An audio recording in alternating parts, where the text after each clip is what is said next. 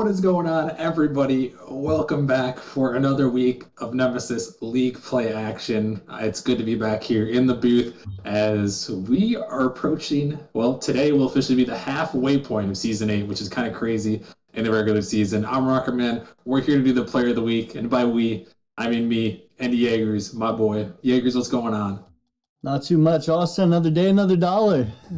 Glad to be back in the booth.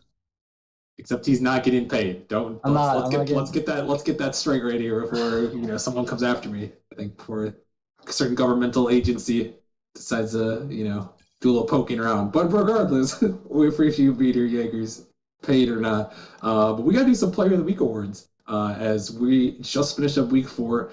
There's a lot to get to here. So why don't you start things off, Jaegers? We'll start down there in the Provision League. What can you tell us about some of these contenders and the eventual winner for week? I guess it'll be week number 2 for the Provision League. Yeah, no, week number 2. A lot of good stats here I'm seeing. I see Bradish, 373 average score. I see Coutarded, 1.38 goals a game. But it looks like, I love this name, Austin. It looks like it's gonna go to Solid Uwu on the goats. The guy had wait, I lost it. It was right there.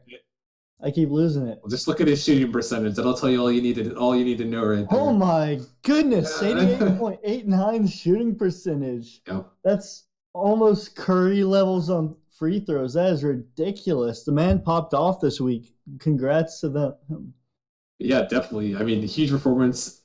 88% shooting, nearly 89% shooting from the field. I'm trying to remember. I think it was like they were like 11 for 12, and they won both their matches. The GOAT's going crazy, and Solid Uwu is going to take on the Player of the Week. And a quick shout out before I continue on. Shout out to Rogue for 21 months, almost 2 years of subscribing to Nemesis. So shout out to Rogue. It's almost his 2-year birthday. We'll be celebrating soon, but thank you, Rogue, for 21 months, and congratulations to Solid Uwu from the GOATs there. And let's move along now here to the Novice League, where we had a lot of great contenders here in the Novice League. But this one was another one that it was definitely a standout performance, I believe. If I sent the right thing. I pulled up Prospect for a second. I was like, wait a minute, what's going on here? All right, but here are a couple of shout outs here. A lot of players in contention here.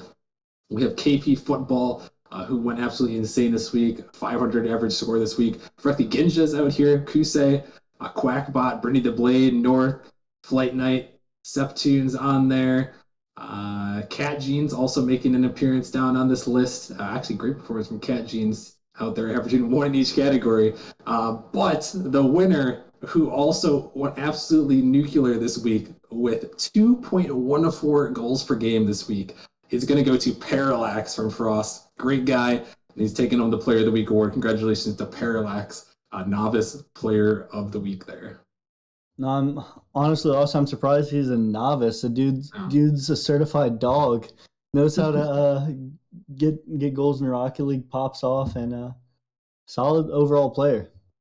Definitely. And let's move along, Jaegers, to your home in the Prospect League. To my home, Prospect. I see a lot of big names here. I see Rogue, Turbo, 5/3 Stupid, JP. I see like 10 players here averaging over 400 score, which is ridiculous. But it's going to end up going to, I second guess myself, Rogue on the Minotaurs.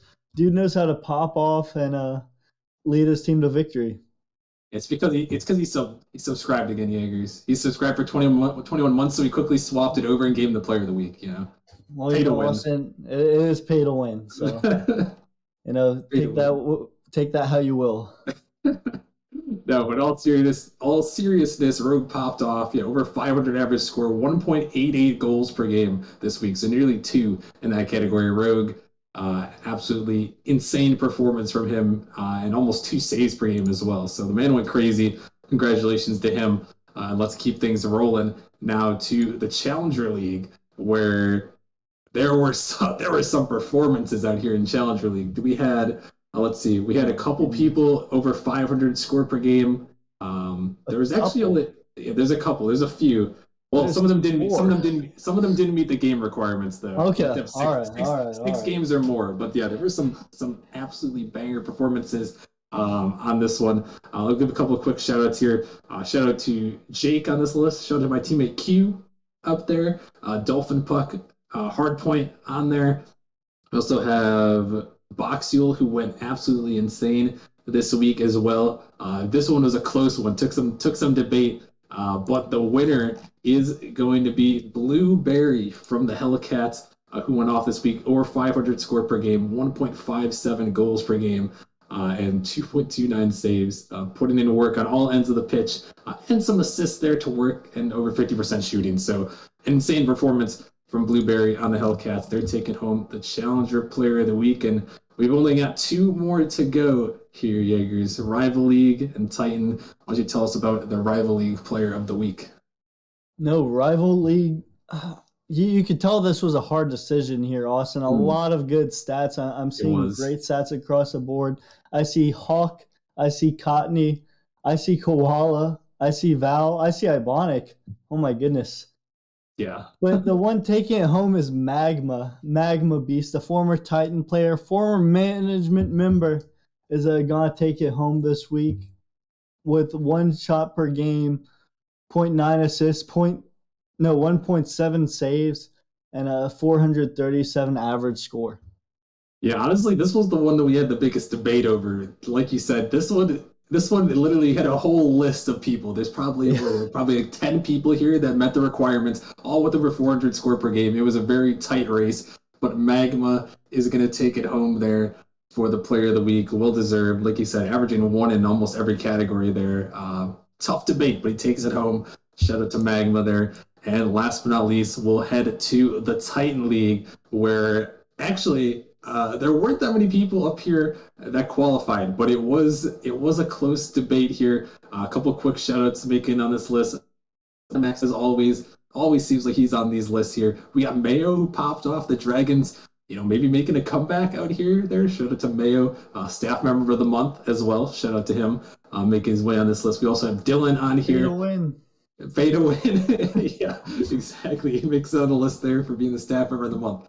Big brain. And then it came down to these two people, really, in our debate here. It came down to the dog versus fishy. And the winner for player of the week for week 4 is going to go to the dog, who just narrowly edged out fishy in some of these categories here. Had both of them had one in every category. Fishy, slightly better shooting and a lot more saves on the board. So he barely edges it out there. But Ladog taking home the player of the week. So there you have it, folks. There are your player of the week winners for week 4. You got Solid Uwu from the Goats, Parallax from Frost, Rogue from the Minotaurs, Blueberry from Hellcats, Magma from Gravelords, and Ladog from Krakens. Congratulations to everyone on taking home the Player of the Week awards. And with that being said, we've got a match to get to, and we got some great casters ready in the wings to bring you guys some action. They're going to be breaking it down. We have 3 great matches on the stream. We have at the 9:30 Chimeras versus Distortion. 8:45 we have Ember versus Gladiators, and right now we have a great matchup in the Challenger League. We have Bishops versus Race. It's going to be a good one. I'm going to send it over to our boys in the booth. We got Magic Pepperoni and Psychonautic taking it away. Psycho, it's all you. Thank you there, Rocker Man. That was some great player of the week. Congratulations to all those guys. But yes, ladies and gentlemen, it is time to get into some Rocket League action in the Challenger League. Like Rocker Man just said, we've got the 5-3 Bishops going up against the 6-2 Wraiths. Both of these teams are squaring off the Mountain and the Central divisions. Both these teams are sitting in second place in their divisions behind the Raptors and the Assassins. So they've got a lot to prove. They've got a lot on the table, and I think this is going to be really close, Magic. What do you think? I'm thinking this is a very evenly set matchup with Race, one of the top teams so far this season, and a Bishops team that started off really bad. They had a tough schedule early on, but they made some moves, and they're sitting at coming off a 2-0 week and pretty high in the power rankings. So a lot of teams think really highly of this Bishops roster, and they have a big opportunity to prove it tonight against a top team. Yeah, and Bishops are actually on a 4-game win streak. The last 4 games that they've won, or excuse me, matches that they've won, they have.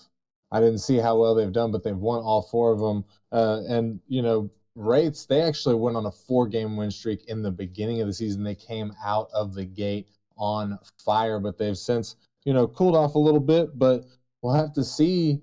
Here tonight, are the Wraiths going to be able to shut down the Bishops here? Magic Pepperoni, what do you think? Like, what? Let's get a caster prediction from you. Um, so this is a weird one for me because we've played the Bishops, but I think they've made a roster move since then. So I have no idea anything about this team, at least firsthand.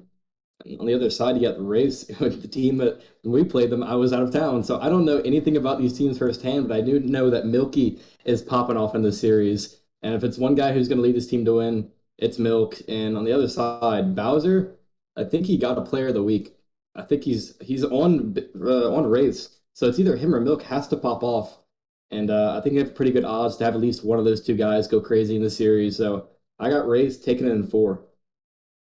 That's a pretty good call in my opinion. Yeah, you're completely right about Bowser. He did get Player of the Week. I can't remember if it was last week or the week before, but he's actually a friend of mine came over from a different league we playing together, and he's been doing great in Nemesis League. I'm happy to see him making waves here and getting his name out there. And it looks like we've got 9 people here in the lobby. I think we're about ready to join up. And it looks like these boys are, in fact, ready to join up. Bishops versus the Race, ladies and gentlemen. This best of 5 series. Getting things going right here, right now with this first kickoff. Drizzy versus Bowser.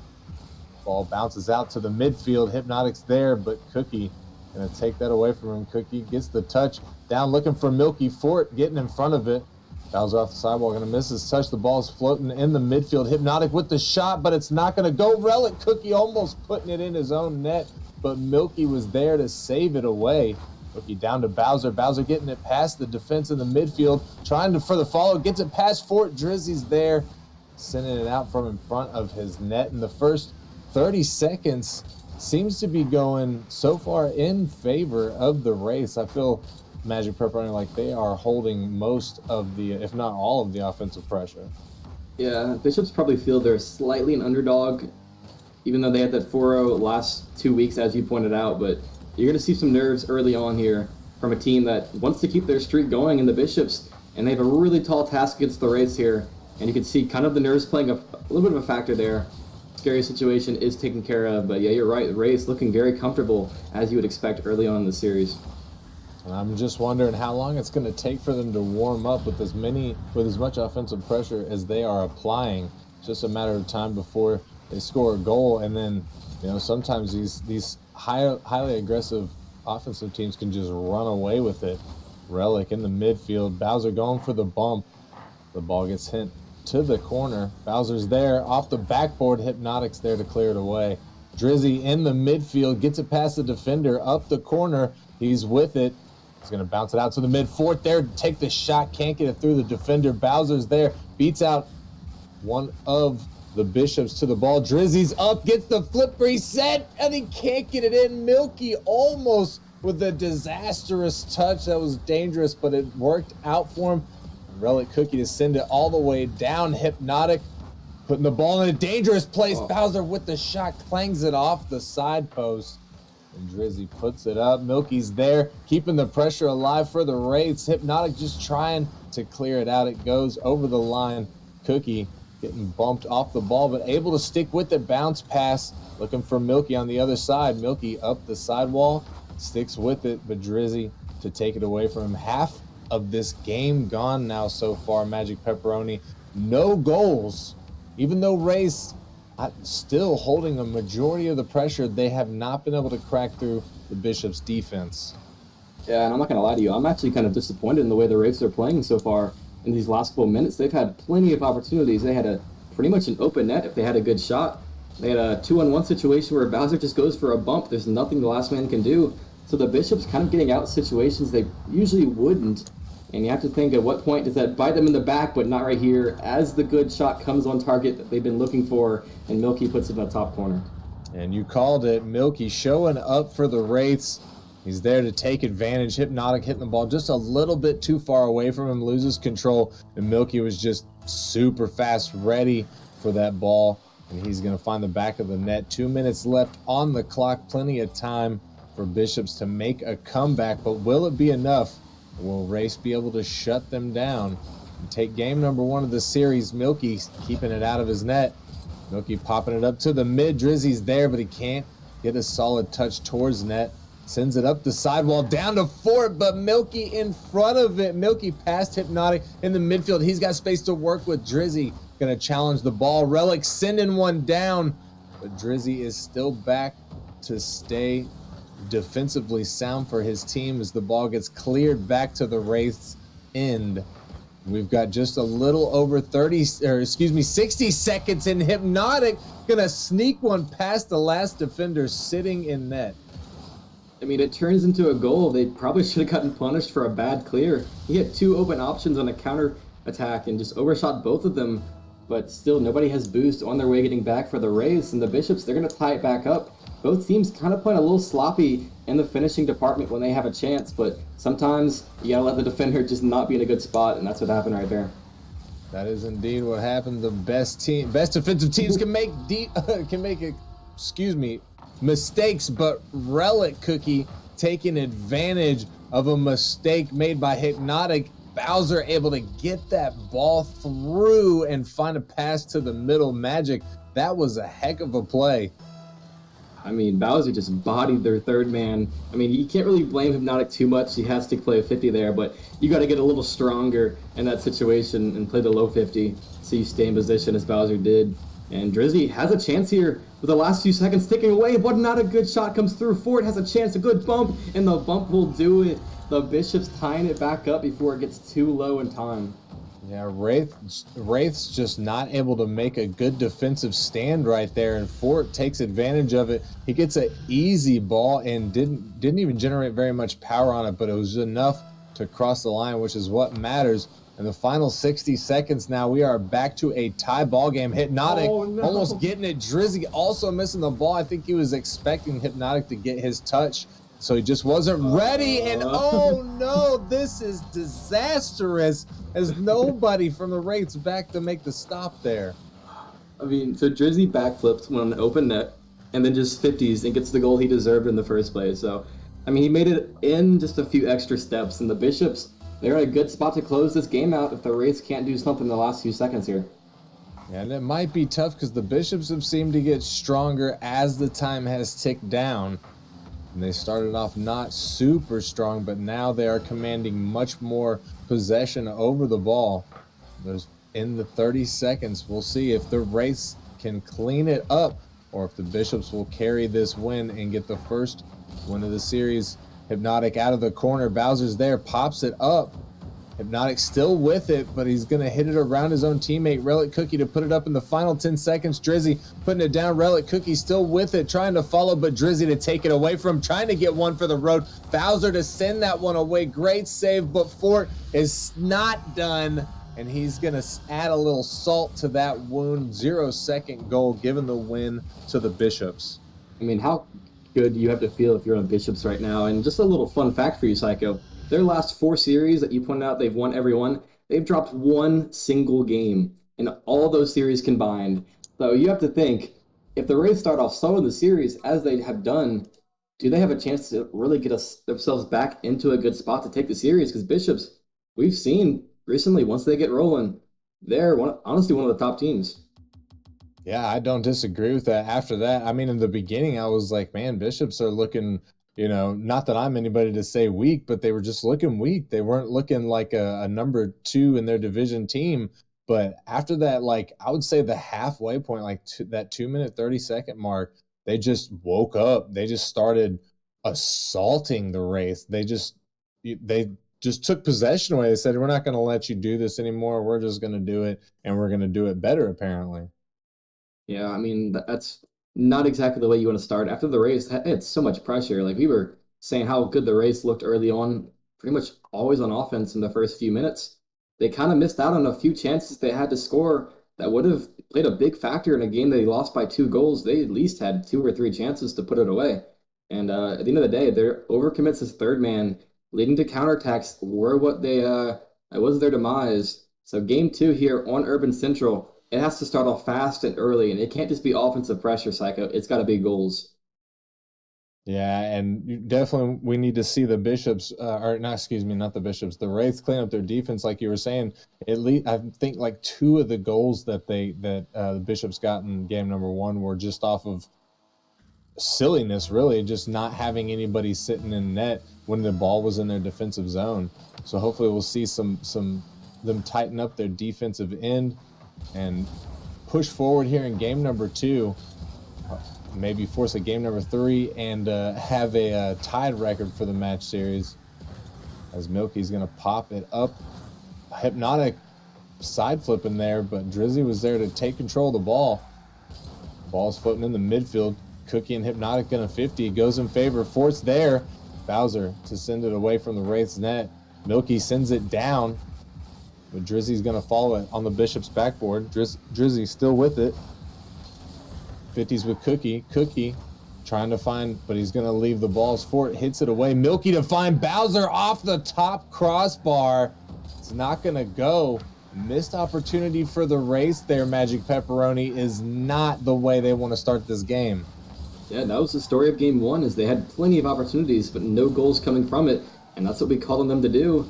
And yeah, you're right, strike one so far. And I mean, so far, I'm loving the physical play by both teams, but I feel like that has to be your answer here is the race, because it's kind of just a guy sitting in net. And if you make a little more aggressive rotations, might pick up some easy goals here, and some much-needed easy goals, as Milky pays for with his life to get the clear downfield and relieve some of the pressure that was mounting. Yeah. Oh my God. Cookie with a huge body on the defender just said, nope, I'm getting this goal. I could have sworn that there's a goalie right there, Psycho. He just, 1 second he was there, 1 second he was in his corner flying at 1 billion miles an hour. But I mean, that's exactly what I just told him to do. Get some bumps, might get some free goals, and what do you know? It paid off. As they do. And something that I was gonna, point out before that amazing play was that, the race have also showed us that they have the ability to make good passing plays. They just are lacking in their finishing right now. They just don't seem to be able to. They need to dial in their accuracy just a little bit. They've hit the post, they've hit the crossbar several times. If they start finding the back of that net, then they're gonna be able to bring the pain back towards the Bishops. Yeah, and a good clear coming out right there. It seemed like the Bishops had him in a very awkward spot, low and boost. Milk, a good play off his own backboard, relieves the pressure. And now things are getting dangerous here, but Bowser, by himself downfield, has an open net, and he dumps it off to Milky off the crossbar. Oh. Milky had anywhere to shoot, and the 50 comes through. They did not deserve a goal for what just happened, but they'll get one nonetheless. Hey, I mean, Cookie demonstrating his gym prowess just goes through that. I mean, he ate that 50 alive, got the redirect. Sure, we can call some of it luck, I'm sure. But, that type of stuff is just, that's what makes this Rocket League. Mans was there. He pushed that ball through, and now Wraiths have a 2-point lead as we enter the second half of game number two. And that's exactly the position they want to be in as they are down by one in the overall match. Drizzy's up. He gets the touch, sends it into his corner. Milky's still with it. Milky trying to get something else, but he's not going to be able to. Fort and Hypnotic going to double on it. Fort trying to get back. Cookie with the shot that's going to go wide. Bowser was up for the redirect. Bowser looking for a bump on Drizzy. Fort to send it away from the net.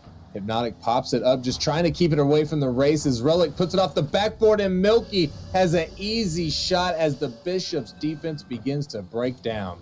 Yeah, Milk is playing phenomenally right now, and that's a perfect spot to put that ball at, just where Hypnotic can't get it with his low boost amounts. And, something I'm just realizing, Levy is their highest MMR player and is not playing, so I'm not sure this is their set roster that's been getting them these wins, or if, missing their highest MMR player by a good 90 MMR, Levy over Drizzy.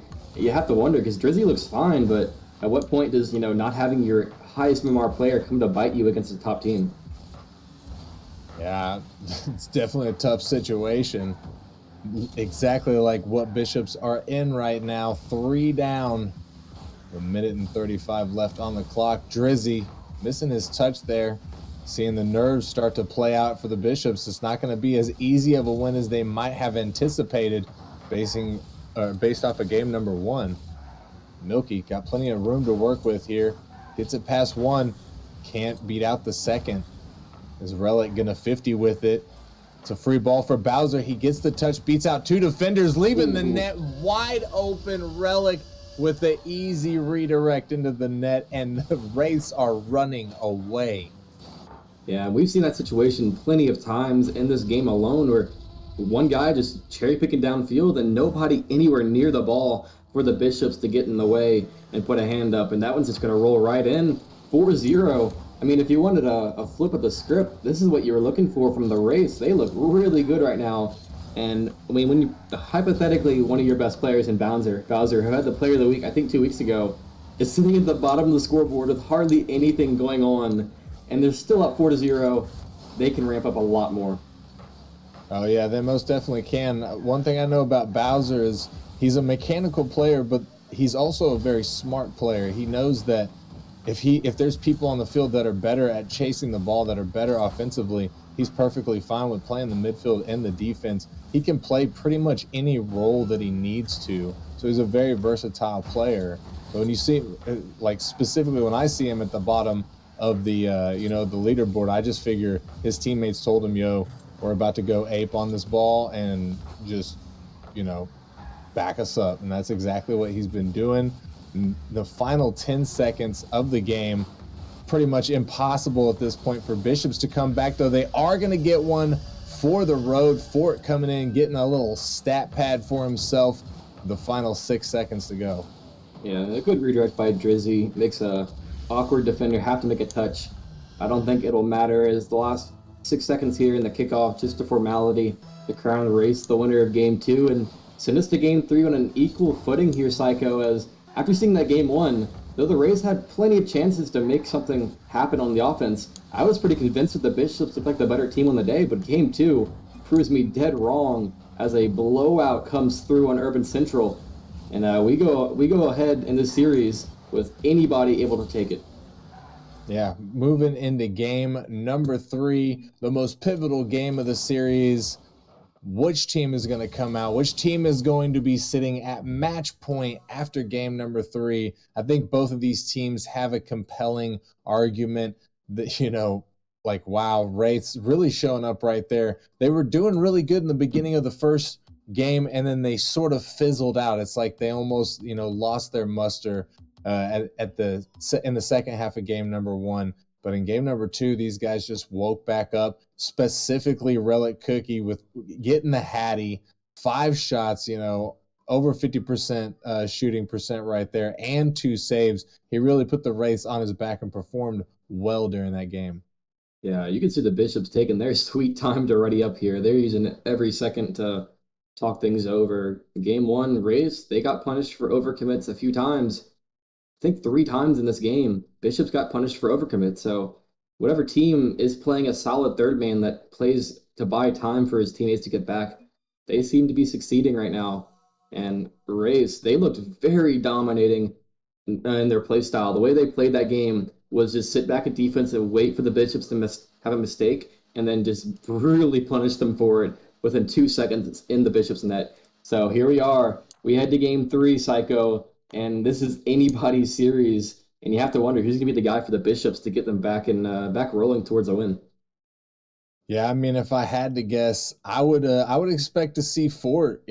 Fort is a little bit of a known name. He's been with Chess Hall for a couple of seasons now, I believe. I know at least since last season, if not the season before. And I'm pretty sure he's gotten Player of the Weeks before in previous seasons. But either way, he's shown us so far tonight that he can step up. He can be a goal scorer for their team. It's just he's seemed to be a little bit quiet during that one. All of them seemed be a little bit quiet. Even Drizzy, from what I've seen so far, has some really good mechanical ability. So it's kind of hard for me to say what they did wrong there. I think in game number 2, the Wraiths just really stepped up their game. Yeah, the race cleaned up what they did wrong, and that's all it took. They didn't have to do anything different, but just do what they were doing correctly. and more fluently, and do it as a team, because you can't have one guy on a different page and it's going to make things fall apart. As we are waiting for people to join up in the lobby for game 3, I think Bishops are taking a little too long there as we do finally get them. They are using every precious second to come up with a strategy to take back control of the series, trying to keep their streak alive, as they've already dropped one more game than they have in any of their last, I think, 3 matches. They've only dropped 1 game in their last 4. So we'll see what they can do to bounce back here. Yeah, I really don't blame them trying to take as much time as they can possibly get, knowing that this is the most pivotal moment of the night for them. This is the do or die moment, and not 100%, a shoe in that it's a do or die moment. Hypnotic starting things off. Bishops looking good after that little break. Sometimes they cool off, but not Bishops. Yeah, not a good touch from Bowser. Both his teammates were not ready and in position to follow up on any touch he had, and that's the one touch he could not do, hard off the wall to a waiting Bishop attacker. And I mean, that play, that goal doesn't really tell us anything, though. It was kind of just raised a slight misstep after an overcommit. So we'll see what the Bishops can do. Maybe get a hard-earned goal here as they have some pressure. Yes, we will see indeed as Fort puts it up. Hypnotic's there. Demo. Drizzy looking for the double. Oh, Drizzy trying to fall off the backboard. Can't get it through. Bowser trying to beat out Hypnotic, putting it in front of the net. Drizzy's there, but he misses the touch. And Relic trying to clear the ball out. Fort putting it back in front of the net. Hypnotic with the backflip. Can't get the shot. Relic gonna send that one away and get the clear. Bowser up front. Bowser sticking with the second touch off the backboard, but doesn't find what he's looking for, as Relic Cookie can't get his shot through Drizzy on the defensive line. Bowser to keep the pressure alive. Milky pre-jumps but misses the touch, and the ball gets sent back. Over a minute gone now, and Bishop still up by 1. Seeing some oh my goodness. Bowser with the touch, reads it off the defender and dunks the mess out of that man. I mean, I know this game is tied right now, Psycho, but Bishops look awful. They are making so many little mistakes that they have not made all series long. Even that last game when they got destroyed, they weren't looking so awkward. Several whiffs coming through a backflip on an open net. They got to clean up things, and they got to do it fast while it's still a tie game. Fort with a good beat, and Drizzy does his best to keep it in, but you're going to see a quick counterattack come through here if Drizzy can't clean things up, because everybody overcommitting on both sides, and you have to wonder at what point does the counterattack come through. Yeah, eventually one of them is going to come through.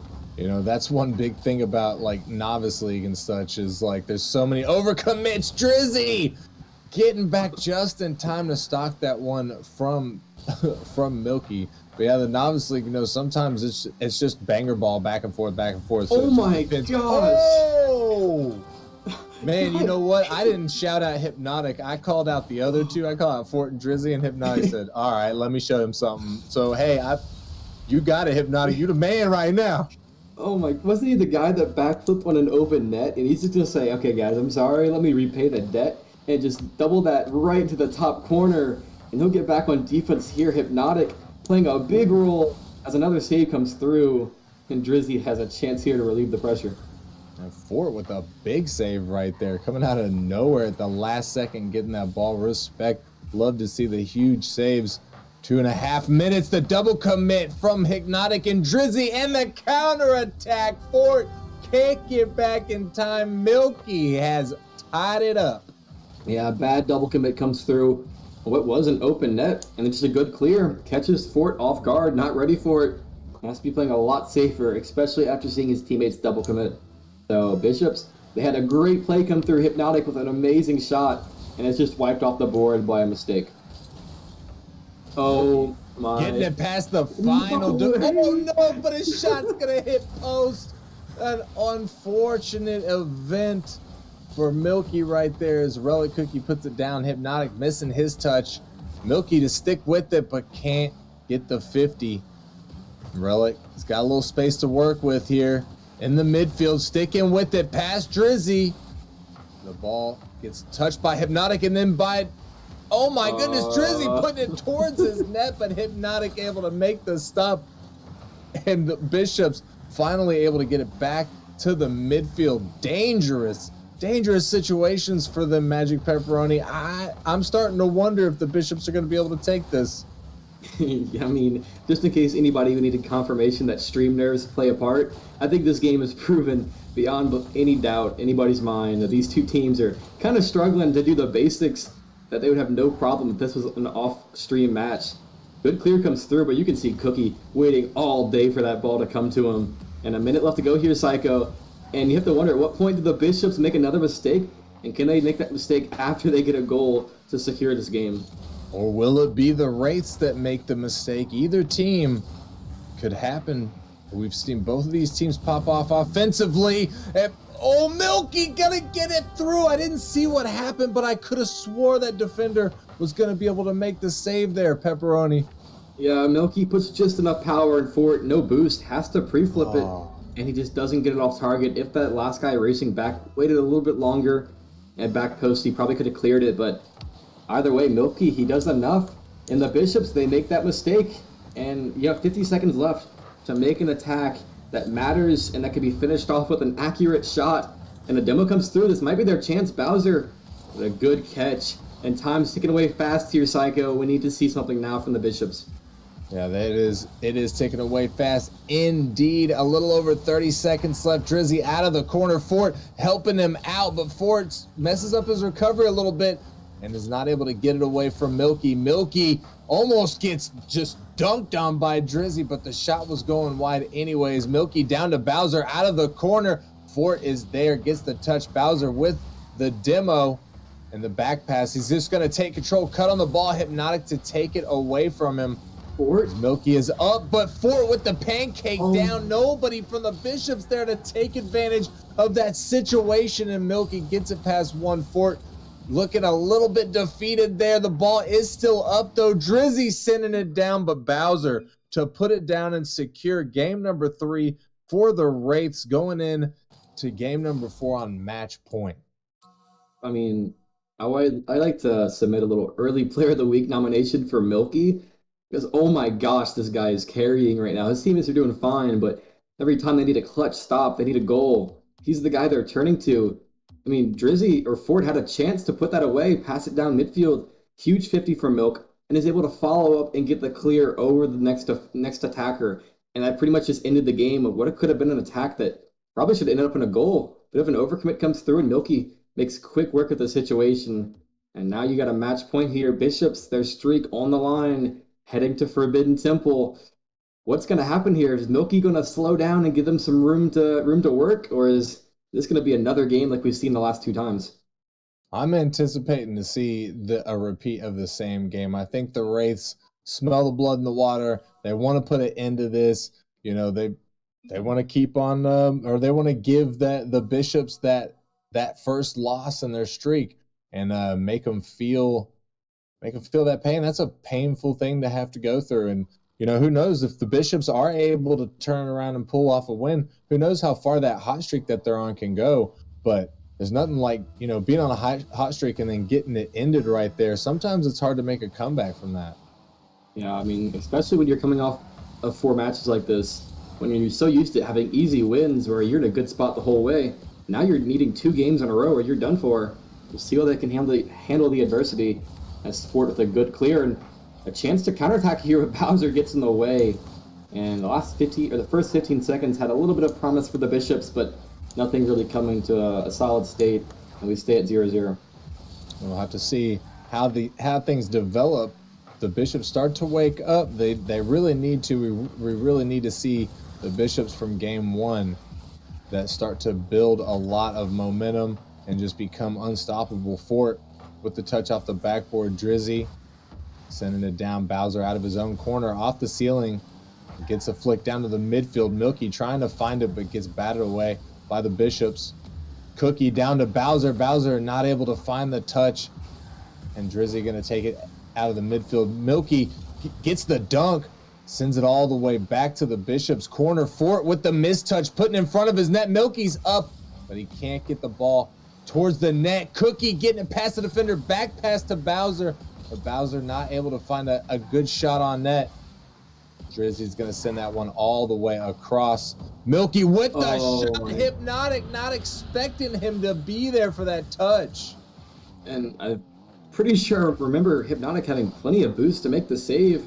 Just he jumps way too early and lets the ball go right past him. If he just boosted forward a little bit, then jumped, that was probably a routine save. But I mean, credit goes to Milky for having another great shot. He's still being that guy here in Game 4. And the Bishops, they got to do something now because it looks like a slow bleed out so far. A little bit of an overcommit comes through. Drizzy looking to get an attack going. Tries to fake by one, but Cookie, I should say, on the backboard, cleans it up easily. Cookie with some good, patient defense right there, as we've been seeing from him a majority of this match.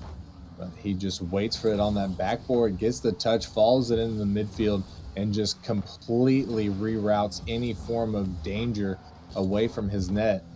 Milky in the midfield. Drizzy looking for a shot, but Milky gets the pre-flip and it works. Gets in front of that ball and he gets it past Hypnotic, but gets bumped out of the play. Fort beating out Cookie there. Fort looking to send it down. Bowser with the touch, but it's off the ceiling. Relic Cookie was able to get up in front of it, but Hypnotic sending it away from his net. Drizzy with the touch. Milky looking to pass it. No, looking for the doomsy, but Fort getting in front of it. Cookie trying to block, can't block him. Bowser to keep the pressure alive. Hypnotic gets demolished as he tries to get the ball out from in front of the net. And Wraith's just turning it on right now as we enter the second half of game number 4. They lead by 1, Magic Pepperoni, and you can tell by the way that they're playing they do not intend on giving that lead up. Yeah, the Milk and Cookies buff playing a little bit too big of a factor right now, as those two are looking so good on defense. And Bowser, he's had some really crucial cuts when you thought, oh, here comes the clear from Bishops. You have an attack, or coming from an attack Bowser, cutting it off and relieving the pressure before it even comes into fruition. A whiff comes through, and Relic Cookie having to save the day there. Last under 2 minutes left to go here. Bishops, they're running out of time quick, and it seems like they're spending a lot of their time on defense. A good redirect by Drizzy, but it's still going to be saved, and Psycho, seems like no matter what they do, they can't find a shot, but there it is. The finish finally comes through, and the Bishops are going to tie it up. And it pays off for the Bishops right here. Drizzy getting an unexpected doink off the top of his car that's going to put some oomph on that ball and get it out to Hypnotic in the midfield. Gets a great shot on net, bangs that straight in, tying us up. Minute 30 left on the clock as Hypnotic gets it past one, dunks on another in the midfield, but it looks like Racer almost able to retain possession. Bowser back in time. Fort with a clanger on the net from the midfield. Some good defense coming out from the Wraiths as we get down to our final 60 seconds.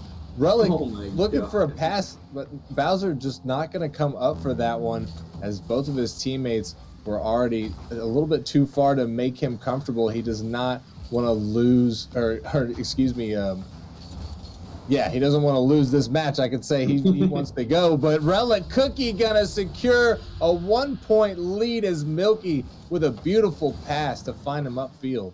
And I gotta put that on Drizzy right there. He saw Fort commit for a challenge and was still in the opponent's backboard when he decides to follow up on a backboard bounce and just gets beat out, and it's an immediate goal. So a big time overcommit from the Bishops results in another goal for the Rays, and they can hold on for another 40 seconds as Cookie. A little bit scary there. They can hold on. They're going to have a really huge win tonight. But the Bishops, they're already on the hunt here, looking for that equalizer. Certainly are, but they're going to have to play a tight game. This Wraiths roster has been pulling out the stops here in game number 4. You can tell that they really want to end this series. They don't want to let the Bishops get to a game 5. They do not want to see if the Bishops are capable of performing well in a game number 5. And Relic Cookie taking it off the backboard. Final 10 seconds. Bowser gets the touch, and this could be all she wrote. Hypnotic trying everything that he can. Fort pops it up. The final second, the ball is still up, but Milky gonna keep it up and away from the defender. There you have it, ladies and gentlemen. Wraiths are gonna be your winners in 4 games. Congratulations to them as they walk away tonight looking double-licious. I'm pretty sure I'm just goated on the caster prediction psycho. I'm getting a few in a row here now, and that one feels good. The Rays, they're gonna take it in four, and pretty convincingly. The last three games, they pretty much controlled the entire way through, and some one goal games to round it out. But at the end of the day, you kind of felt like the better team won, and a really good win for the Rays here to slow down the streak of the Bishops, and a good first match to start the stream off. Yeah, Bishops having to come off that win streak always hurts a little bit more than just a regular loss, but I'm sure they'll be able to pick up their pieces again. Still sitting with a positive record after tonight, still sitting pretty in a playoff position. So, not a lot of problems. I'm sure they just need to pick up the pieces moving forward on Wednesday, regain, go next, all them things you say. I'm sure they'll be able to get back into it, but a great win from Race right there. Them boys looking like fire out there. And ladies and gentlemen, that wraps up our first match of the night, though. We got two more on tap coming right for you after a short break. When we come back, we're going to be looking into the Prospect League, where we've got the 4-4 Gladiators going up against the 6-2 Ember. Magic Pepperoni, I appreciate you joining me in the booth here tonight. It was a pleasure casting alongside you. It sure was, and I love getting some challenger matches on stream, kind of, see what my opponents are doing. I can't always watch their games. And now we got a chance to go to the Prospect League where Red Hot Ember look to keep it going. Yes, sir. And we will be back after a short break, ladies and gentlemen. If you need to use a bathroom or get some snacks, stretch your legs, we will be back shortly with some more Nemesis Gaming League action.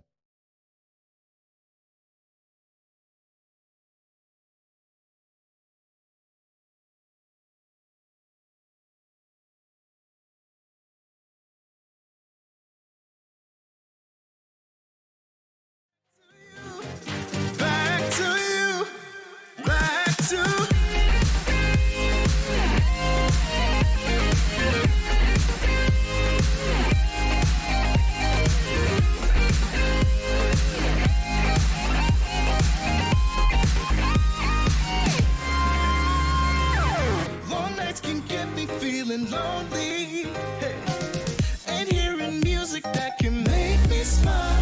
But the way I feel with her cannot be explained. But one thing still remains on my mind. I know that you'd be bad from the minute I saw you. But somehow I keep running back to you. Back to you.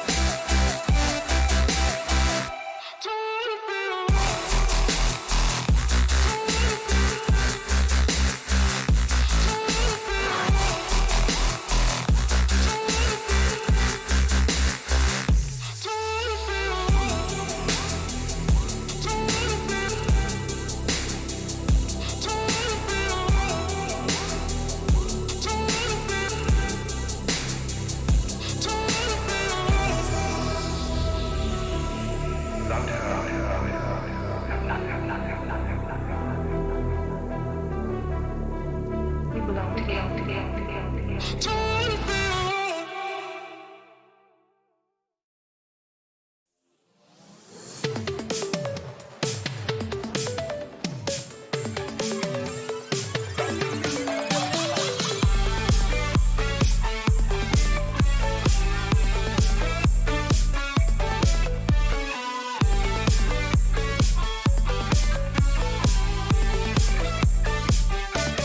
Say it was the right time to walk away.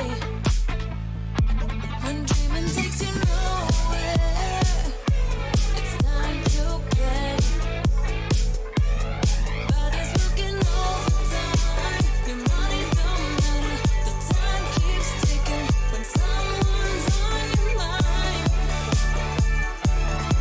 On your mind.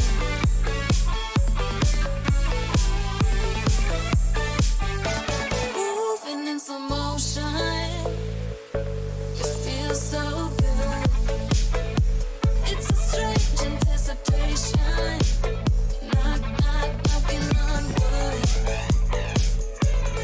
Body's working overtime. It's spin against spin, and all that ever matters is maybe who's ahead in the game. Funny, but it's always the same. Playing with your doors. Playing with your doors. After chasing sunsets, wanna fly a simple choice. Playing with the boys.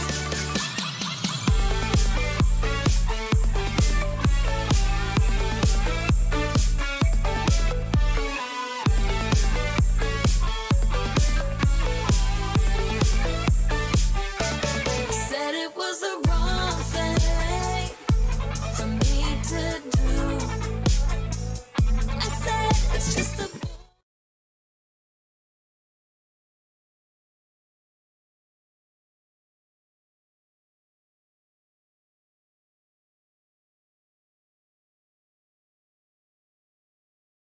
left me in this mess. I'm falling. Heaven knows.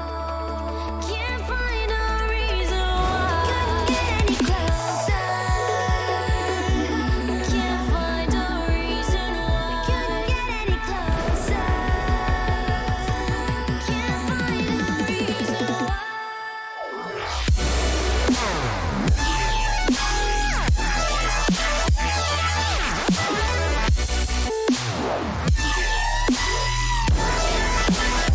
We couldn't get any closer.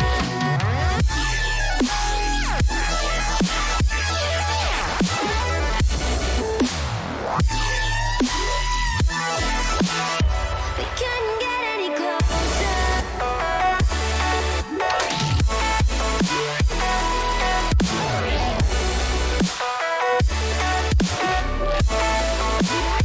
We couldn't get any closer.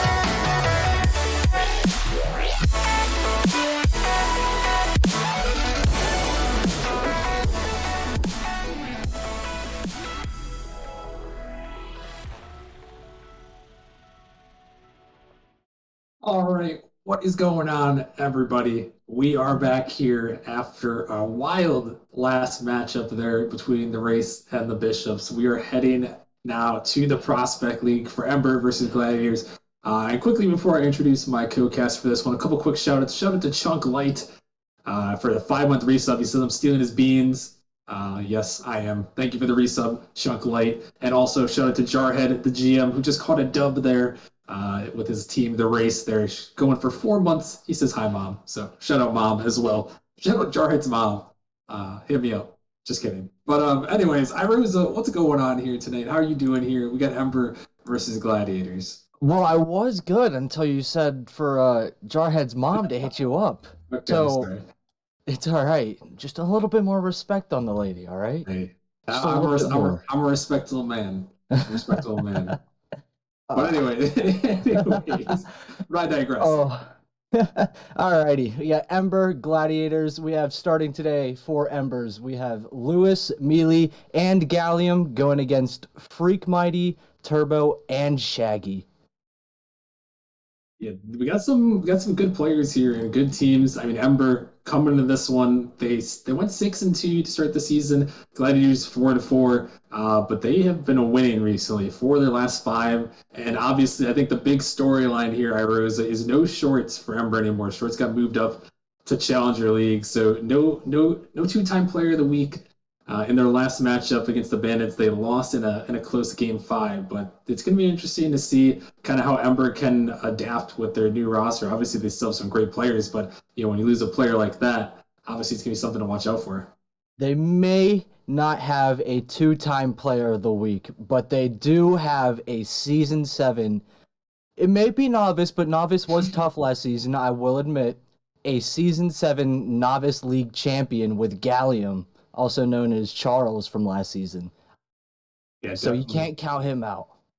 Yeah, I mean he's a great player as well. Goated caster in the booth, and we'll be definitely keep our eyes here. But looks like we got everyone in the lobby, so I don't think we'll delay any further. Looks like we're getting them joined on up here. I'm curious about your prediction here in this one, as the Discord they're in favor of the Gladiators here, 34-19. The Twitch chat is also rocking with the Gladiators. Are you following along with Twitch chat and the Discord? You see, I would be a follower, but my boy, Gallium, is on the field. I'm rooting for him. Gallium is my man. All right, well, there you go. So you're taking Ember in how many I'm games? taking Ember. Oh, This gonna be a close one? going to say 5. I want to see it go all the way. All right, well, respect. We will have to see here if it's going to go to the distance to get to a game 5. As here comes an early goal here. Shaggy going to put it in. We briefly introduced the rosters, and already Shaggy is going to score first for the Gladiators. Oh, I mentioned his name and I give him a curse. Gallium got stuck on the post. I'll take the blame on that one. That one's on me. It may have been a little bit of a caster curse. I think he may have been getting bumped. I couldn't quite see see at the end there, but regardless, the Gladiators are going to strike first, and they have been a hot team here as of recent. As we mentioned, they've won 4 of their last 5 matches to get up to a 4-4 record. So this is a team that's hot right now, and definitely a scary team to watch out for as things go on. And these players, a lot of great players to watch out for in this one. Some high stat scores here. I think Mealy definitely one to watch out for on that side, and there's a lot of hype around Turbo, so we'll have to see here as we're underway in game number 1. The Gladiators holding on to lead, and we talked briefly about the rosters, but we got Gallium, Louis Saka, and Mealy on the Ember side, and then the Gladiators have Shaggy, Turbo, and Freak Mighty. And I'm curious, Irosa. Wait a minute, this ball pitched all the way back. Louis Saka going to make a save. Who are you looking out for in this matchup? Who do you think is going to be stepping up big tonight? I'm not sure who's going to be stepping up. I feel like as of right now, from what we've seen, other than the slight little mishap, other than this nice little passing play between Mealy and Gallium, Mealy pops it up for a nice little finish. Beautiful play right there. That is huge right there. Gallium just around the last defender. And yeah, it's good to see him moving up here. I know he's been the sub as of recent, done a lot more casting, but maybe he's starting to move into a starter role with the loss of Shorts. So we'll see how their chemistry goes. Obviously, it seems like it's going pretty well right now as they tie things up here in game number 1 of this best of 5. This ball popped up in the corner. Freak Mighty looking for another touch. Can't quite find it though. It's Mealy off to the side. Shaggy in the midfield. It's Turbo. Gonna find a touch off to the side. Mealy going back for this one, looking for the dunk, but it's gonna be sent back across as we get ever closer to the halfway point. Gladiators, well, could pick up their second shot. I was gonna say they only had 1 shot on the board, but so far, actually, they're pounding quite a few shots here. And here comes Shaggy, gonna put it in and retake the lead for the Gladiators. It looked like Ember were just sitting on top of each other. It was a tight little angle, quick little bump from Lewis. Unfortunately, he was on the wrong team. Couldn't do much there. And Gladiators are going to capitalize there. Another goal, and Shaggy, for those who may recognize the name, formerly LW Shag, who's been around Nemesis for the past couple seasons, I believe, was on the Gladiators at one point, maybe last season or the season before. But he is here trying to show up big for his team. He's got 2 goals on the board and trying to set up a third one there. Is Louis Saka going to find the clear? So we're down to the final 2 minutes. And something I'm noticing here in this one, Ira, is these guys are trying to play super fast right now. It seems like the speed is just off the charts for these guys. I feel like they want to show off a little bit for stream, but another part of it, their play styles have been completely different from most of the series. Ember has been more of, get it out of our half, we'll deal with it later, as Gladiators have been more of, let's take it together, we'll take it up the field onto their half. Right now it's winning for Gladiators, but it's still too close. Yeah, I mean, it's still 2-1, and honestly, Ember seems like only a moment away from tying this one up. As a pass attempt comes out, here comes Louis Saka looking for the redirect there, but couldn't quite find it. As here comes Gallium, high off the backboard. Shaggy can't connect. Turbo just in time. It's Louis Saka going to keep it in. As Freak Mighty clears this one down the field. Mealy, a little bit of an awkward touch. Gallium going to try to take control, setting up the wall. Turbo trying to dive in, going to put some good pressure. So we're down to the final 60 seconds of game 1. As Ember desperately need to find one here quickly, Iriza. You see, the thing here, I still don't think that Ember would be out even if they lose. The way that they've been scored on have been more from their errors. If they pick up their errors, they pick up the series. But if they can't stop making these these small little, I'm not sure what to call it, but just little hiccups, then I'm sure that they could easily bring this one back.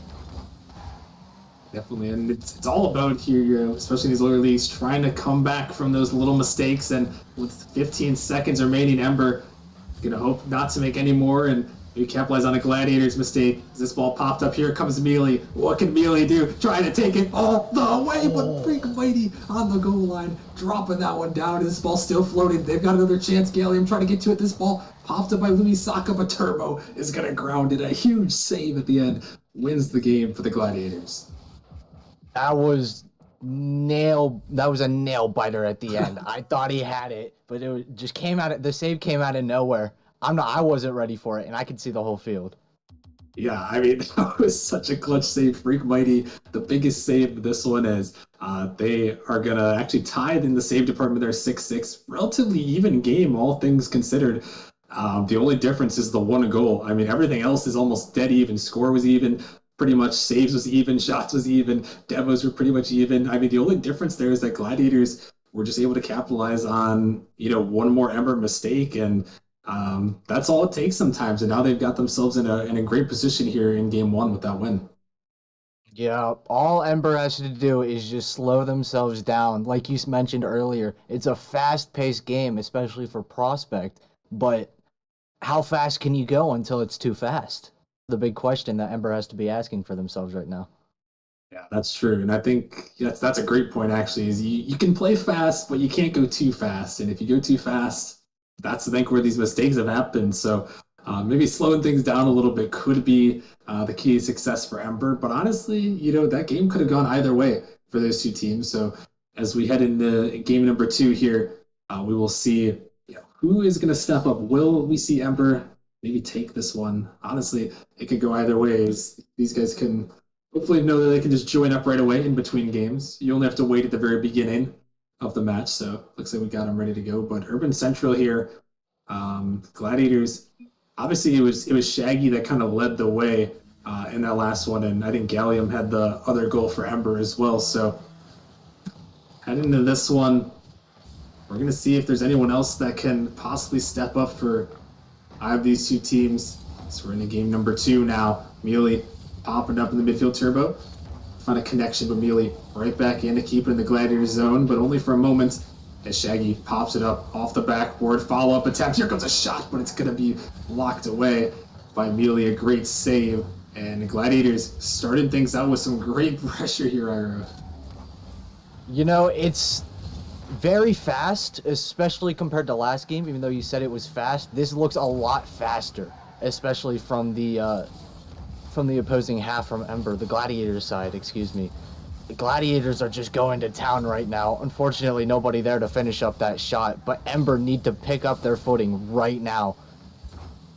Definitely, and something you can do against some of these faster teams, it happens a lot. You know, when you got a very aggressive team is, possibly looking for a counterattack opportunity. If some team's going to be over aggressive here, just play the counterattack. And oh my goodness, Mealy is going to make a save. Ember on the back foot with a lot of the pressure going against them.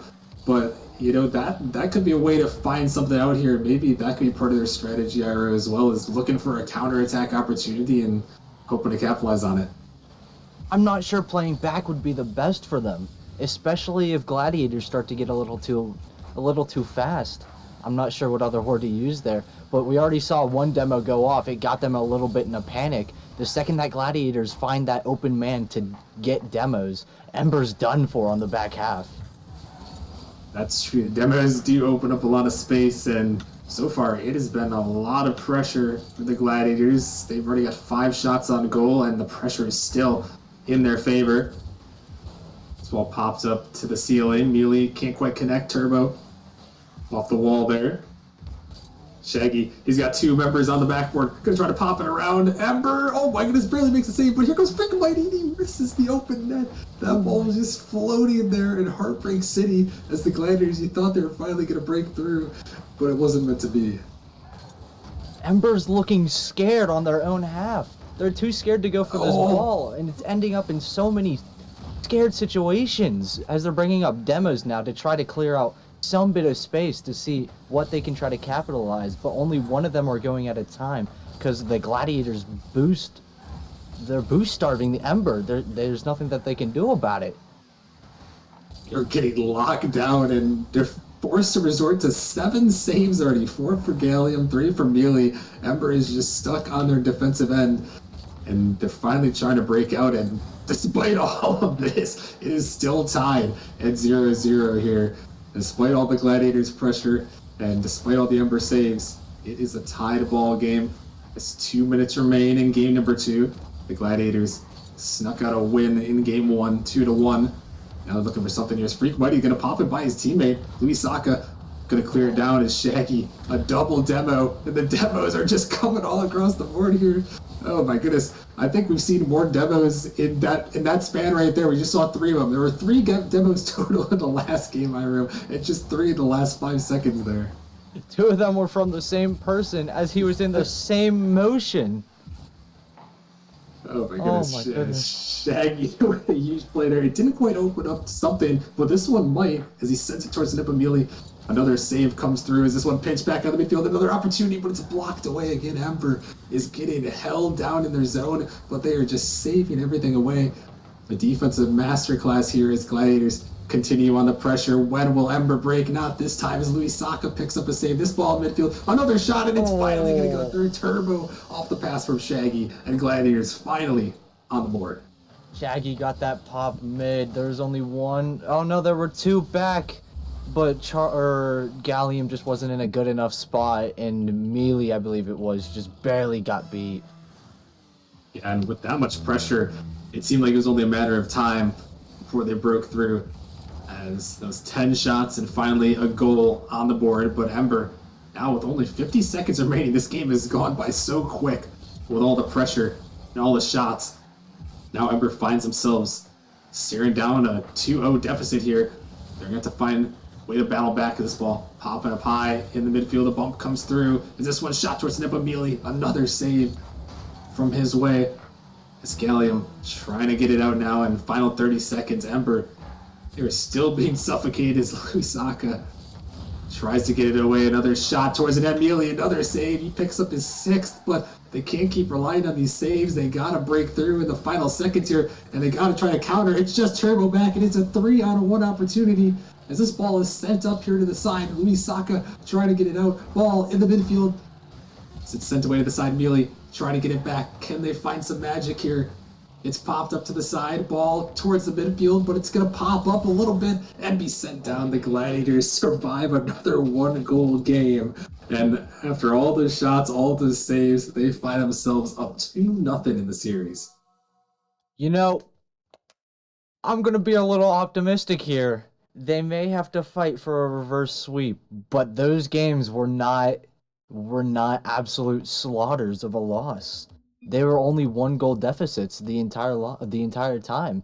And if Ember can get a goal, at least a goal, then maybe they could be able to get some pressure off of it and stop the Gladiators' offense with the defense that they did last game. Yeah, and that was crazy. I mean, we talked about how game one was so evenly matched in that one, and then this one it just completely flipped. I mean, it wasn't quite even in the slightest as the Gladiators, they came through 13 shots to 2 over Ember, and on the other side of things, Ember 12 to 2 in favor of saves for them. So I mean, it's just I mean, complete. I guess how do you call it? Just two different sides of the tape there as they both Yeah. battled out, and it went in Gladiator's favor. But like you said, it seems like despite all that, and despite these first two games, they were both only 1 goal games. So, um, trying to get Ember back in this one, it's not out of the realm of possibility to see if they can pull off their reverse sweep. Out of the entirety of the match last game, out of the 5 or so minutes, I think the ball was in the Gladiators' half for about 30 seconds. If Yeah, Ember can just somehow break past that pressure, all they need is just one little mishap from Gladiators, which I'll give it to that. We have not seen too many mishaps, maybe a whiff here or there, but it happens in every division, every league, no matter what. There's going to be a whiff. But overall, the mistakes from the Gladiators have been non-existent. They just yeah. Ember needs to find a way to force Gladiators to mess up. Yeah, no, I'll agree with you there. It seems like they gotta find some sort of way, and maybe it's the demos that we saw. Maybe they can turn it around on the other side of things. They're gonna have to shut them down. Freak Mighty leading the team in goals, and definitely a huge performance so far. 0.96 goals per game for Freak Mighty. So definitely adding to that one here as we get into game number 3. As we're on to Utopia Coliseum as the Gladiators, they're looking to pull off the sweep here and find their third consecutive win over Ember. But this ball, dangerous midfield can't find the shot on this one. And by third consecutive, I mean all time here in the last 2 seasons, they have won. Both in game 5, though, over Ember in season 6 and season 7, as things are still rolling here. We're 30 seconds in this ball. Into the midfield, popped up Gallium. Gonna find a block.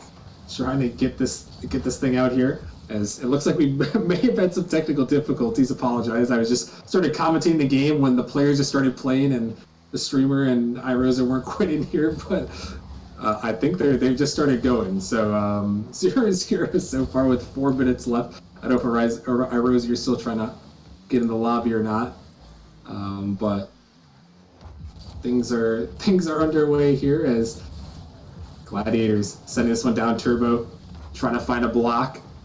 Ball popped up high in the midfield. Here comes Turbo looking for a shot off the backboard. Luis Saka trying to save it away, and still the pressure is from the Gladiators on Ember's side. Things have not quite changed like we needed to see from them. Is this ball off the backboard? Here comes a shot attempt. Turbo is going to put it in the back of the net, and another goal for Gladiators as we may have lost iRosa for a second, but we did not lose Turbo. We shooting that one into the back of the net. A great shot there, and 1-0 in favor of the Gladiators. There's 3.5 minutes remaining. The Gladiators back on the attack, and oh my goodness, Luis Saka on the goal line. Ember still impressive with their saves, but with all this pressure, they can only survive so much. As this ball off to the side, Freak Mighty up in the midfield. Pinch comes through. Amelia gonna clear it down. Turbo on the dribble, blocked across in the midfield. Gallium a touch there, looking for the redirect. It's back in the Gladiator zone for seemingly the first time, but right back out. So double commit comes through from Ember.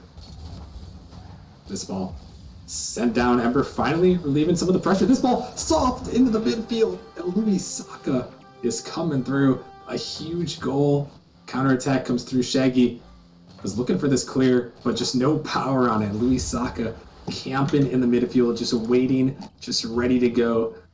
And a huge goal there as Ember looks to battle back in this series. As we approach the halfway point, Ember again on the back foot. Turbo sending this one up high. It's going to be cleared away. Louis Saka shooting this one towards the net, but Shaggy back in time. And Ember finally maybe starting to break out here. Is this one pinched back towards the net? Another save, Mealy. Oh my goodness. They are, again, putting on defensive clinic, but again, it can only last for so long. This Turbo is going to put this one in Freak Mighty, an insane double tap. And this one is going to fly into the back of the net. 2:21 remaining. So we're into game number 3. The Gladiators looking for this sweep here. Looking to find their 5th win in their last 6 matches. So they're continuing to fight strong here. Looking to once again stay on top of that Pacific Division. They are leading at 4-4, technically in a tie with Faded, but they've got the tiebreaker, which is giving them the division lead. They're looking to win the division for the 2nd straight season. So far, so good. Maybe a little bit of a different route from which they took last season, where they battled back after being, I believe it was 3-6 or 2-7. They battled back to finish in 9-9, take that division. And right now, they find themselves up 2-1, looking for the sweep. This ball locked in the corner. Ember, though, on the attack, throwing it high off the backboard. Follow-up attempt coming through, which is not quite in time for Gallium. Louis Saka gonna find a touch. Gallium opening up some space with a demo on the dribble. Return demo. Return to sender there as Gallium's taken out by Shaggy.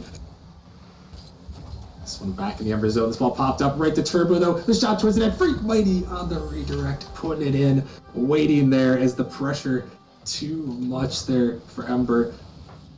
This one just lofted towards the net. Freak Mighty just waiting, camping, ready for that one. He would have redirected right in, and the Gladiators looking to try and find this sweep here. 1:14 remaining. It's Louis Saka. Gonna see if he can will his team back into this one as a demo attempt comes through off the backward. Louis Saka looking for the touch, though, but can't quite find it. And Ember really got to turn it on here as this one, whoa, that is not where you want to turn it on. It's set back into their zone, but they got to go here. A lot more shots than last game, but they're going to need quite a few more, and they're not going to need that. Is Freak Mighty coming through yet again. The goal scorer here in this one, the 2nd of the game, and Ember maybe trying to get a little too cute with it. Just a little bit awkward there on the touch. And Freak Mighty finds the back of the net with 48 seconds left. Ember probably going to need some sort of miracle here to pull it back. Saka into the corner, popping it towards the backward. Here comes Amelia looking for the shot. This ball off to the side. Shaggy on the dribble, looking to take to the air. It's by the last defender. Amelia comes back for yet another save, picking up a savior medal yet again. But saves, they're not going to win them this series. So we're down to the final seconds now. Pretty much just a formality. As Gladiators, an impressive performance as they're going to find yet another win here. And a big one there. They're going to improve to 5-4 on the season as they take down Ember here in this one in a sweet fashion. Get out the brooms here as Gladiators take that one home, and an impressive performance for sure by the Gladiators. And yeah, what else can you say? You can look at the stats a little bit. Again, it was the shot totals coming through for Gladiators. Just too much pressure for Ember to handle, and maybe still trying to get some things sorted out with their new roster as they're as they're trying to regain a little bit. And unfortunate to see it end in a sweet fashion, but Ember, honestly, I think a lot of impressive storylines for them is is that they were making saves, and if they've got something going for them, they've got the saves going. So definitely something on the bright side at least. And honestly, all those games were close. Maybe the last one got away from them just a little bit, but really the games were close. And remember, still something to look at. And Gladiators obviously happy to pull off that victory there. So congratulations to them. And with that being said, we will probably be heading to a short break. Also, rest in peace, Irosa. His PC crashed a little bit, but survived through it. But regardless, congratulations to the Gladiators on taking home the sweep. We are going to be heading to a little bit of a break. So make sure you stick around. If you guys haven't actually, I think we can get the X-Wish merch out in the chat. If you guys haven't already, go check out the Nemesis merch. Merch.nemesisleague.com. There's a lot of cool stuff there. We're working on adding some new stuff to the store, so if you guys haven't, go check that out. Also, if you haven't seen, go check out the Discord. We got some new server subscriptions. If you head into the Nemesis Discord at the very top there, there's an opportunity to support us. It's a lot like Patreon. You guys can subscribe to Nemesis in the Discord. You get some cool perks in the server. For example, you get to look at past season stats. You get access to some all the league general chats. You can also get access to possibly management meetings. You get to listen in on the managers as they talk about whatever it is we talk about. Also can get involved in some monthly giveaways that we do for subscribers. Get a lot of cool stuff. We're working on something for Valence, who is our winner for the last month. So a lot of cool stuff. If you guys want to support us, that'll help keep Nemesis running. We'll definitely be shouting out those people at the very end of the stream. So make sure to thank those guys when they do appear at the very end. But if you guys want to support us, that's a great way to do it as well. And yeah, so make sure you guys follow the channel as well. I gotta put that out there. We are 5 followers away. If 5 of you guys follow right now, make it 4. If 4 of you follow right now, we will hit 1,900 followers. So almost hit 1,900 followers on the Twitch channel, nearing the 2K mark. So thank you guys again for all support with that. And again, congrats to the Gladiators. We will be heading to a break though, and when we come back, we've got a good matchup to end it off. Well, it'll be interesting. I think it'll still be good because there is upset potential. And whenever there's upset potential, that's what you love to see here. We've seen a lot of upsets on this stream. We've got Chimeras. They're 2-6, but they have made some roster changes, and they are looking to battle back against 6-2 Distortion. And Distortion again, another team in that deviation org that's really held the torch for that entire org, and they're doing it again this season. But when they take on the Chimeras and new GM Rogue got replaced by Psycho, wrong manager, but new GM Psycho, who's taking over for Rogue there. Can they find the dub? Can they pull off the upset here? That is what's going to be happening when we come back from break, so make sure you guys stick around and catch that one. So yeah, with that being said, we're heading to a short break, and we'll see you guys in a few.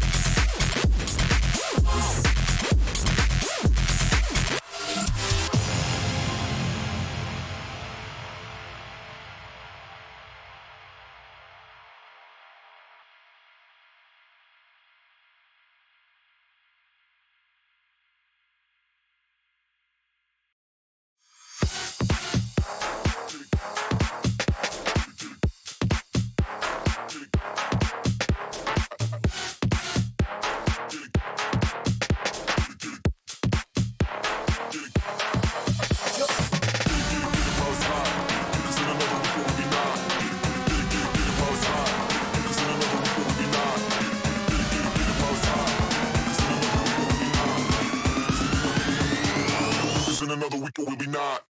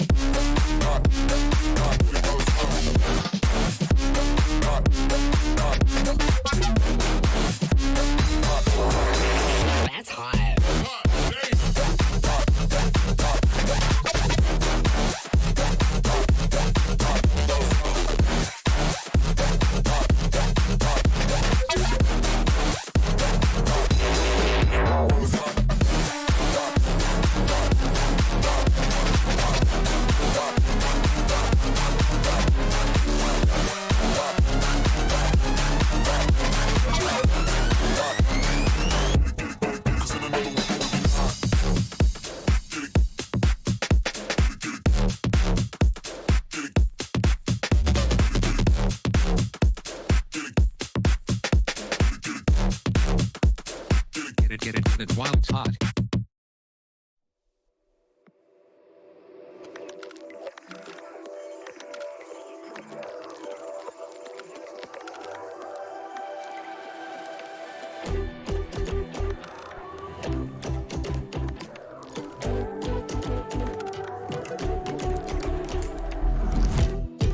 I don't know why I let you, but you had to light a spark in me.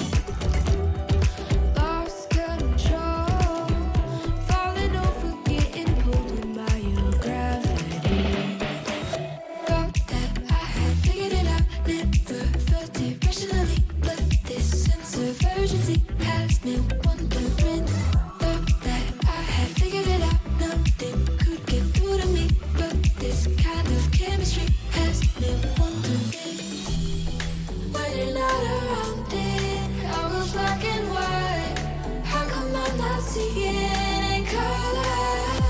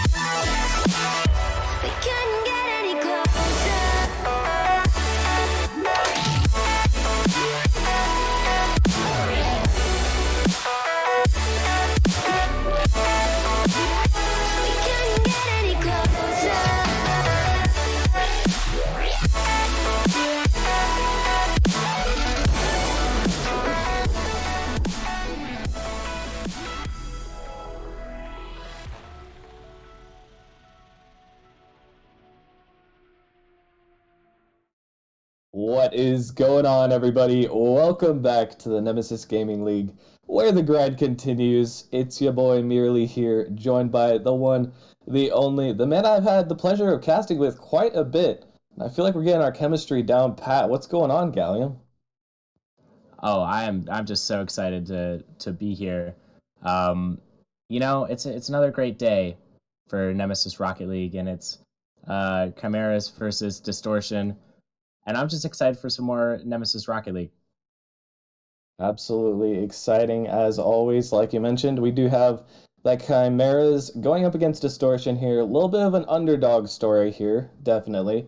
The season, we're still in the starting stages, but it's ramping up a bit, and Chimeras not really looking too hot at 2-6. Definitely have a lot to do if they want to take down the 6-2 Distortion roster, who has been heating up as the season's been getting off to its start. But as always, there is a path to victory for them, and I'm curious, Charles, if you have any information on these players here. Yes, I do. First off, let's just go over the rosters just real quick. For Distortion, they have Hawk RL, Dexter, Drax, and Botsyo. That's beautiful. For Chimeras, they have Big Rick, Ark, and J-Rod.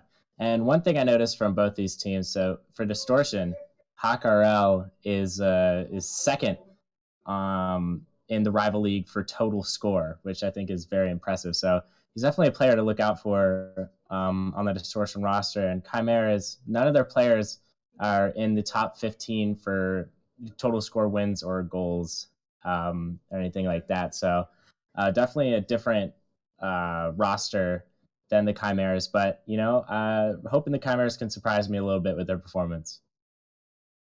Yeah, and looking at their roster as well, I'm noticing they don't actually have a sub in there, so they have 3 players who I assume have been playing the whole season together. It can be a little bit difficult when you don't have that option of the 4th, but if these players feel like they can synergize well together, maybe they can put on a show here today, although it will be a tough task to bring the question to Distortion. As we are just waiting for the members of Distortion, actually, a little bit late to the party here.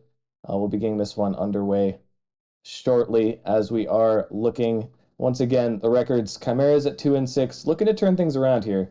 It's been a rough start to the season, most definitely. They've had a few, or more than a few, tough losses, but they're looking to turn things around, and it's all got to start here on stream. If you really want to start a season turnaround, doing it on stream is probably the best place you could ask for. You get the hype of being watch, the hype of being in the crowd, and there's just no better place. But with that said, we do have this one about to get underway, and before we do that, I do got to bring the question to you, Charles. Who do you have taking this one?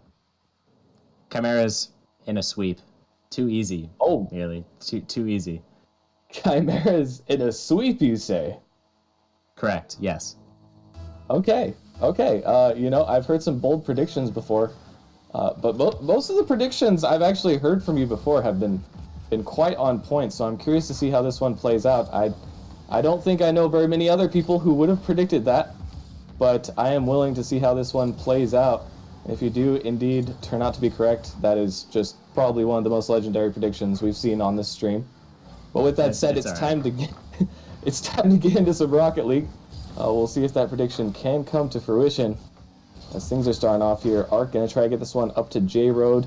Misses off the backboard, but that's a free shot for the Chimeras, actually. And they are off to a nice start here, I will say. Oh my goodness. I saw in the stream that, most, if not everybody, voted for Distortion to win this game. So if you picked Chimeras to win this game, you're getting a huge payout. And with that being said, Ark is starting this one off strong, and this Chimera team, this first goal is absolutely massive, especially against a juggernaut like Distortion. Keeping the offense flowing against them is a must against a team like this, merely. Absolutely. Whenever you're in a matchup where the odds are maybe not in your favor, you need to come out with that strong start. Chimera's definitely doing a great job applying step number 1, but there's still a long list of steps ahead of those. We have yet to see how they turn out. Right now, though, looking solid, applying pressure to this Distortion roster, finding their way. They almost found a second a little while ago back there. just trying to keep up this pressure, trying to keep asking questions. So far, Distortion not really getting off to maybe a raging start that some people were expecting, as this one dropping down in front of their net again. I've managed to keep a couple plays at bay, but that one might be a little bit more difficult. Drax not going to be able to get back, and Big Rick actually coming through. He's going to get one on the board as well. It's Big Rick. Big Rick with the Fennec too, the big body, and his name's Big too. I love this guy. New favorite player in Rival for sure. Besides for Smooth, I love you, Smooth. But Chimeras, 2 goals, and it's almost at the halfway point where you're starting to wonder if this Distortion team is really all that, nearly. Yeah, I mean, partially that, and partially we're starting to wonder how this Chimera squad is 2-6. Obviously, it's still early, but they're doing a great job at playing their conditions right now, keeping this pressure on and not really giving Distortion a chance to breathe at all as another one goes high off the backboard. The shot coming through will be saved away, but Distortion's defense has had to panic so much. We've already seen it lead to 2 goals.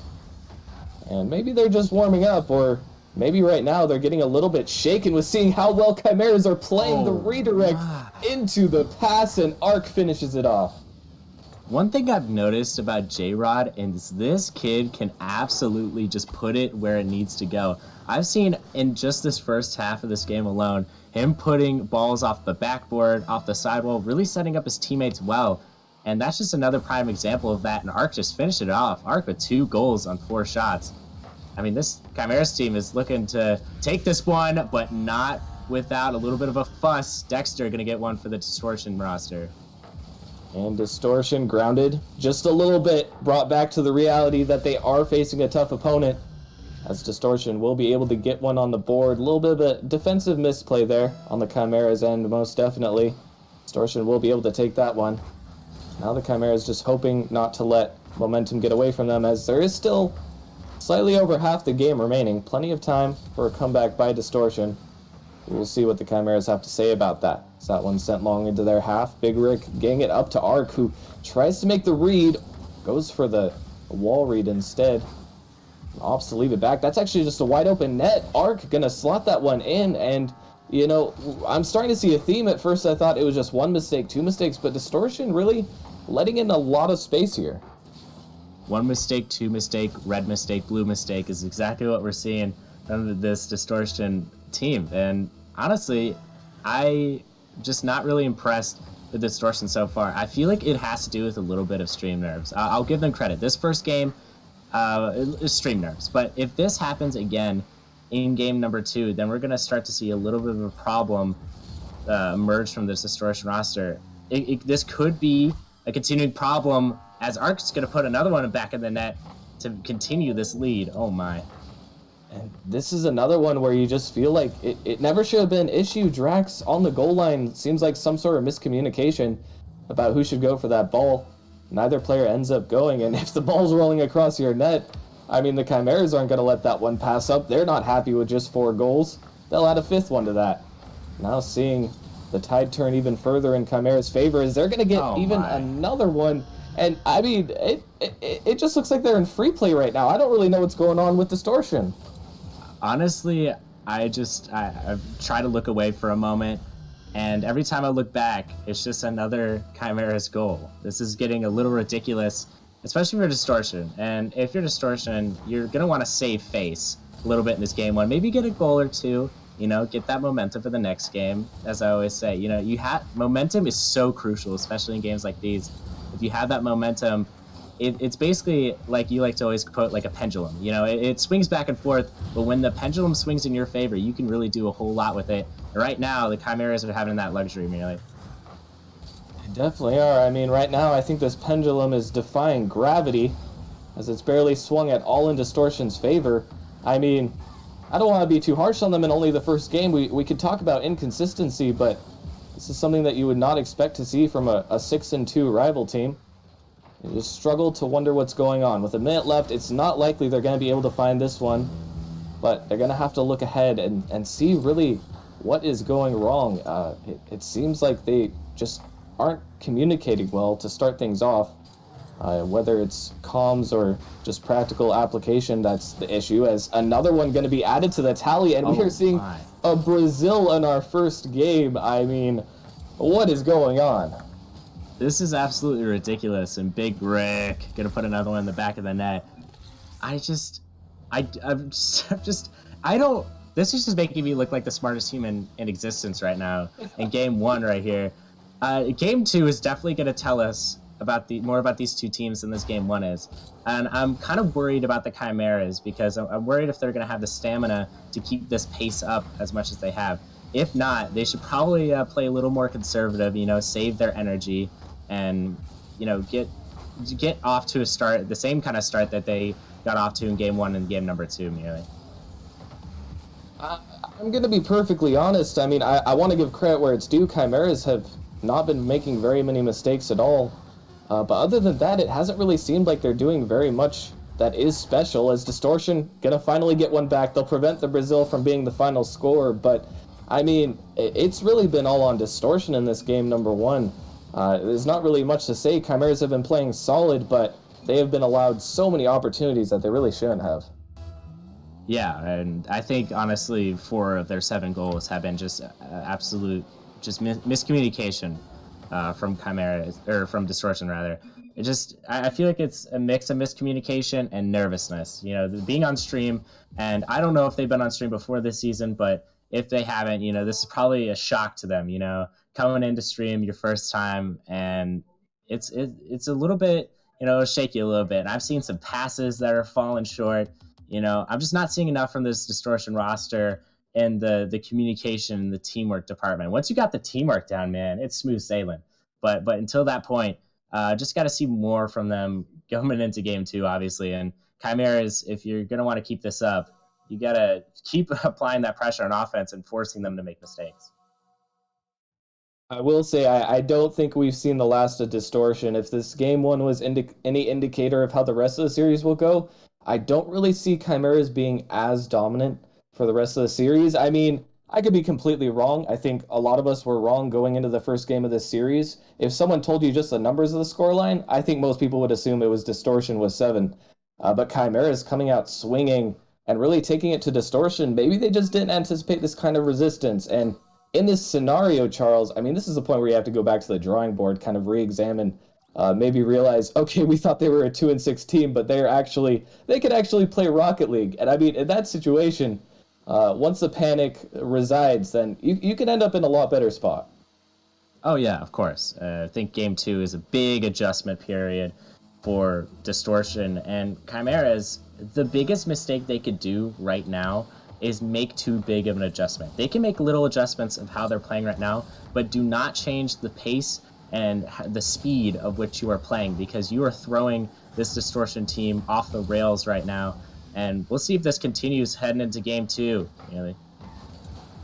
We will have to see, indeed, and I definitely agree with that. I mean, the main reason that I feel for Distortion crumbling under the pressure of Chimeras was just having that pressure, having that nonstop offense, and really just fighting for every inch of possession. If Distortion weren't ready to handle it, maybe they're a little bit more prepared, but that doesn't mean you stop fighting. In fact, it means you go even harder, and the double touch floating through the air. J-Rod does not intend to slow down. He's gonna keep this streak alive. Just look at this guy. What is his deal? Is he from the moon? This is absolutely crazy. The double commit obviously goes out there, but I love how he kept his composure there. He knew the double commit went out. He kept his composure, and he's like, all right, I have to finish this for the sake of my team, and he did just that. What an amazing goal for this Chimeras team to get a great start. It's the dominance, man. I don't know what it is. Look at him go. He's trying to set up another one. That one a bit too slow. This car, it puts something inside of you, but there's something inside of Distortion, and they are not going to be put to bed yet. Drax coming through with the redirect. Yeah, an amazing redirect by Drax. Oh my. Yeah, got Big Rick trying to make a save there. And if you're Distortion, this is a very good sign of more things to come. And I'm excited to see this battle. I know this is going to be a battle in game 2. I'm just, if you're a viewer at home, just sit back, relax, and enjoy some Nemesis Rocket League for game number 2, baby. That was a huge goal by Distortion. They couldn't let the lead get away from them again. Even though Chimeras scored 7 goals, it did kind of feel like the last 3 or 4 of them were just kind of throwaways, Distortion, not really putting too much effort in. If they can keep this one close, they can just keep fighting back, and they still have plenty of Rocket League left to be played. It's a lot of time for both sides, as Distortion, once again, struggling a little bit on defense, looking awkward, not looking comfortable in their own half. It's the offense trying to break through. Arc gonna send this one through, but a huge pre-jump by Hawk, getting a little bit more aggressive, trying to throw in something that Chimeras might not expect. J-Rod taking this up the side, gonna try to follow it himself. He's gonna go for the flip reset, maybe just an air dribble. Can't quite get it past, but still maintaining this pressure that we've been talking about. Not overcommitting. J-Rod sending this one over the backboard again. Dexter should be able to get this one out. It will get past Arc. And now we're seeing a period, like you said, we're seeing the fight, we're seeing that battle. This is such an important moment, such an important few minutes for both teams here. Oh yeah, definitely, and we're starting to see it kind of shape up to be a game where the ball is going to be on one side and then the other side. It's just going to be one of those games where whoever could break through has a great chance. Oh, and it sneaks top left corner. Dexter gonna put the Distortion roster in front, baby. And that's the first time Distortion has seen a lead this series. They needed that one. Good breakaway goal. They catch the rotations off. J-Rod not able to make it back in time. And now we get to see what Distortion will do with the lead. I mean, I haven't been able to see for myself firsthand why they are a 6-2 team, why they've been beating all these other teams, but Chimeras have been a problem. But there's got to be some reason they're 6-2, and I have a feeling that we're just seeing the beginning of it. J-Rod getting this one center. Big Rick gonna turn on it. Tries to get the double touch. Does get the double touch, but won't quite be effective. As this could be a shot for Chimeras. It's a beautiful one, and J-Rod, he is not slowing down. He wants that lead back. That shot just took my breath away. A pass from Art going out to J-Rod, and oh my, shoots it at the opposite corner. Drax is backing up like a garbage truck. He's going beep, beep, beep. Could not get to that one. Little unfortunate on the Distortion side, but Chimeras, even though they're down, they're still looking like they have the fight in them, which is quite remarkable, merely. They most definitely are. I mean, we talked in game 1, you know, a lot of errors on Distortion side definitely led to some goals. That one, just a clean play from the midfield, beautiful placement on the shot. Sure, there were some things Distortion might have been able to do to prevent it, but at the end of the day, that shooting is just on point. J-Rod has come to play, and he wants this win. They still got some more work to do, though. J-Rod sending this one down. Distortion is trying to keep possession, but it's immediately shot down by Big Rick. Coming through. Here comes Drax trying to pinch this one center. Goalie is waiting, though. J-Rod won't be able to get this one out. This could give a big opportunity to Distortion. This one's going to come down awkward. Hart gets the lightest touch, just able to give possession to the Chimeras, but this one's right back. And now we do have a tense game on our hands. I mean, from the blowout in the first one, I'm not sure everyone expected this, but Distortion really fighting back here. Yeah, they're giving it their all right now, and I think that's exactly what you need to do. You need to take this game number 2 right from Chimeras if you want to have a chance in this series. If you let the Chimeras go up 2-0 in the series, it's going to be a bad look for you, and it's going to be really hard to get this reverse sweep on them. And they've just looked so great offensively. But on the other side of the ball, Distortion has looked great as well. They're creating some chances, but these chances are, ooh, that's a close one going out there. These chances are looking like they are fading away as we almost get one there. You see, they're playing way too aggressive for right now. They honestly, if I were them, I would play for overtime. I think you have to play for overtime, not allow Chimeras to get a late goal. You once you're in that overtime, you have to basically talk with your team, see what you need to get done, and I think we're going into overtime here, merely. We will indeed be going into overtime, and what an important one for the series. We've seen Distortion really step up in this game. They have been so much more solid, so much more composed. They've been making plays, but hasn't quite been enough to break through every time they've wanted. They've had a few situations where they seem like they are still feeling a little bit of nerves or a little bit of something. This could all change, though. Is that one gonna go in? Big Rick just barely gets a save, but it's through anyways. And Distortion do manage to come out on top in a quick overtime. An amazing shot coming out from Hawk, and Drax is going to take advantage of that every day of the week. It almost looked like a save was coming out there, but Drax put it right below the defender, and Distortion definitely needed that game too, and they looked much better than they did in game 1. That is an absolutely huge bounce back for Distortion. I mean, it can be really hard on the mental when you go down so much in game number 1, but coming back, taking the lead, tying it, going into overtime, and then still being able to clutch up just so quickly into overtime. That was a huge swing for them. And now I'm really curious to see how the rest of this series plays out. I mean, does it continue to be a battle, or is this a point where Distortion kind of regains control and just takes the lead from here? That is the big question, and I think in order for Distortion to start taking the control, I feel like they have to show a more offensive presence. They're very defensive. They like to have the ball in their end, clear it out, and make something work on the counterattack. But I think they just need to set up in the Chimera's zone and make some offensive magic happen. They have the talent necessary to do that. It just depends on whether or not they are willing to do that.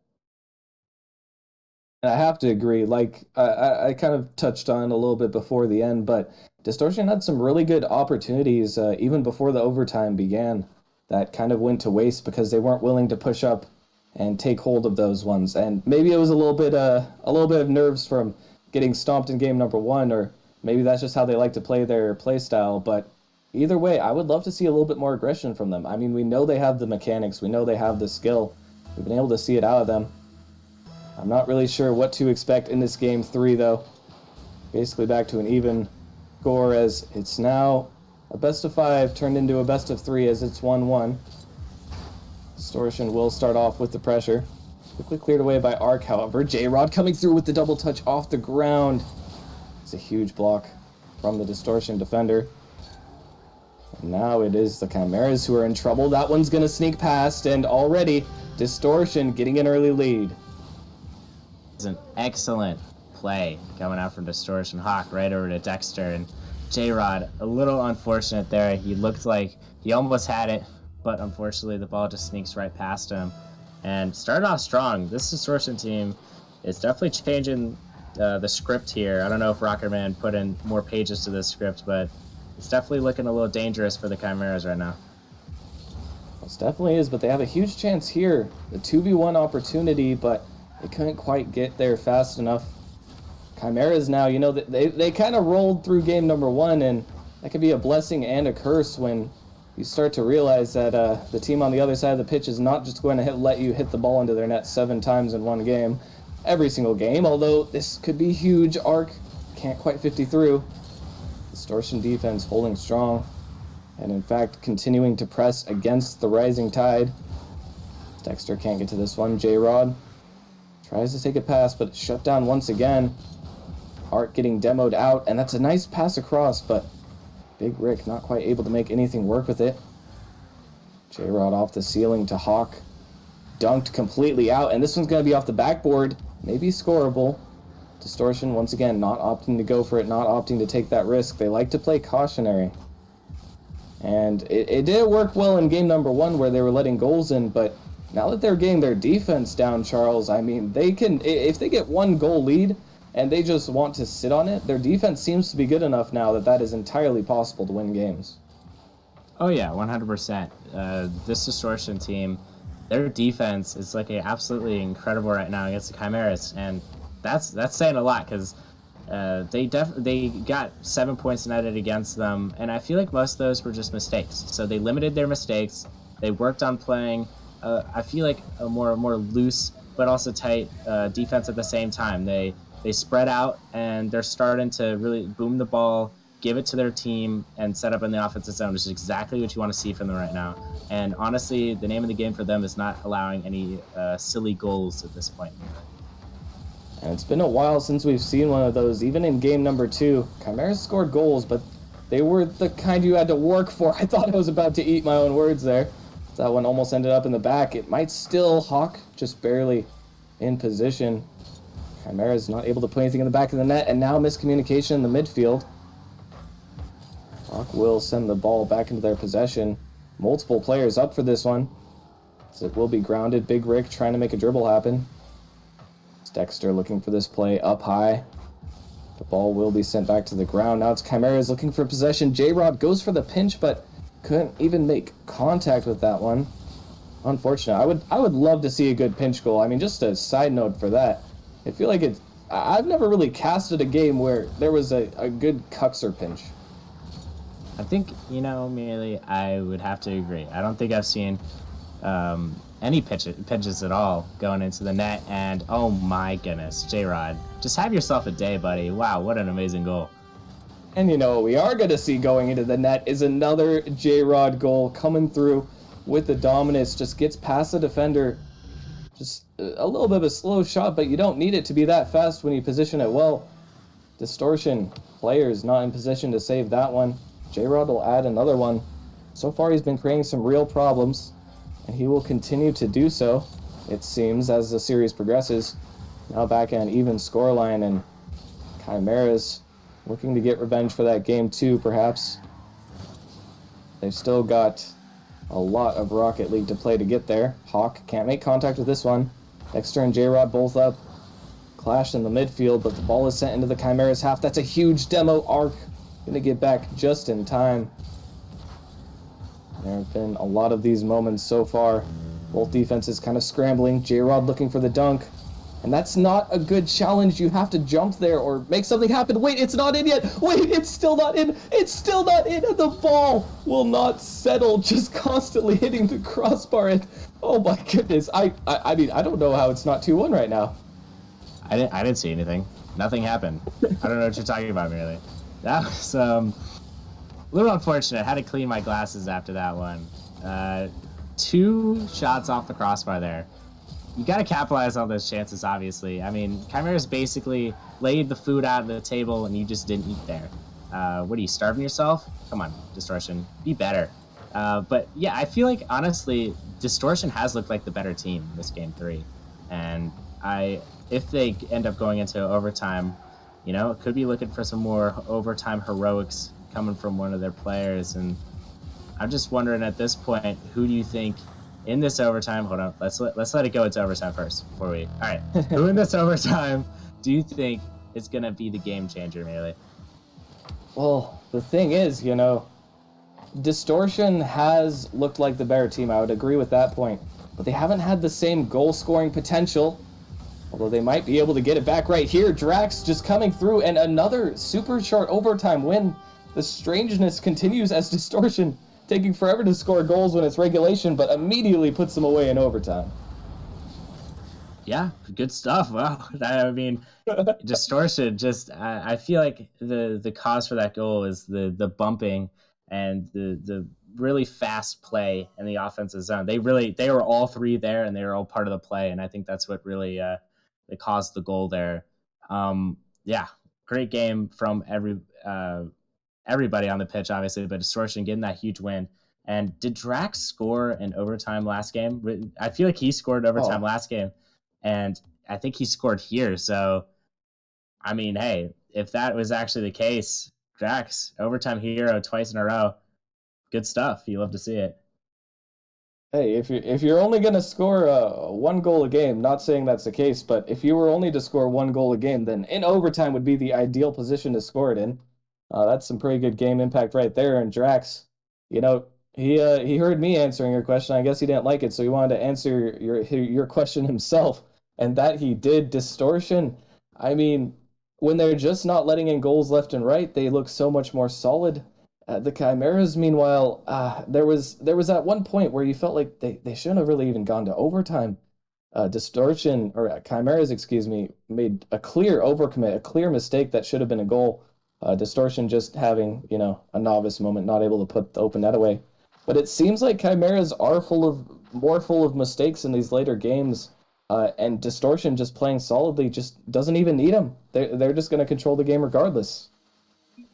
Yeah, and I feel like the cause of these mistakes are the realization that Distortion's not going to roll over and die after that game 1. And honestly, down 2-1 in the series, you're going to have to fight back super hard to get this win here. And I think the first step is obviously win at the Forbidden Temple. Anything can happen at the Forbidden Temple. Who knows? But yeah, if you get this win here, you're going into that next game is going to be so crucial. But before we get to that point, Distortion making a lot of plays, and a ball just going to roll in the back of the net. That's going to be Hawk, their goal scorer, and it is now 1-0 Distortion. This is the same way they started off the last game as well, and the one before that, I believe. Charles, the one thing we talked about him before the game, Hawk, what is he, number 2 in points scored this season so far in Rival? But I feel like, for the most part, I haven't really seen his impact too much. I mean, he's been solid, he's been all over the place, but it really feels like you'd be seeing him out here scoring crazy goals left and right with how he's been, and it feels like he's been a little bit slow. I mean, I'm even more scared for Chimeras if he does manage to wake up. What is happening? No, oh my goodness. The ball almost went in. I honestly could not tell you what happened. I saw the demo smoke just in front of the whole play, so I have no idea what happened there, but a little unfortunate from Chimeras. They had a little bit of a distortion moment in game 3, and yeah, it's the ball is, oh my gosh, saves just going out left and right. And yeah, as you were saying about Hawk, yeah, I haven't really felt much of his impact. Definitely, I could not pick out a player right now in Distortion who is their best player. They're all looking really great, but if he was making an impact in anything, it'd be his drip. I mean, he has one of the cleanest cars out there right now. It's looking really good, merely. That is absolutely valid. It is pretty drippy, if I do say so myself. But either way, Distortion still maintaining this lead, still not really giving much to that Chimeras, except maybe a couple heart attacks at some of these plays that are coming out on both sides goal lines. I think I might need to go get a prescription for glasses after this one. Is that one? Okay, This time the open net will be scored. Dexter putting it in, and now Distortion up 2-0, and they've really taken this series and seem to have grabbed it by the arm. Yep, really running away with it now. And if you're Chimeras, you cannot let that happen, obviously. But, down 2-0 at this point, this stage of the game, you have a lot of time. You have more than halfway through the game to equalize, if not win this game. So you're not out yet. But I think the key factor in this game is going to have to be J-Rod. I think he needs to set his team up for success. If that would be just like giving them absolute dimes as he does usually. And oh my goodness. I guess, you can't win them all as Big Rick and Hawk collide, and Hawk's going to get a big goal here.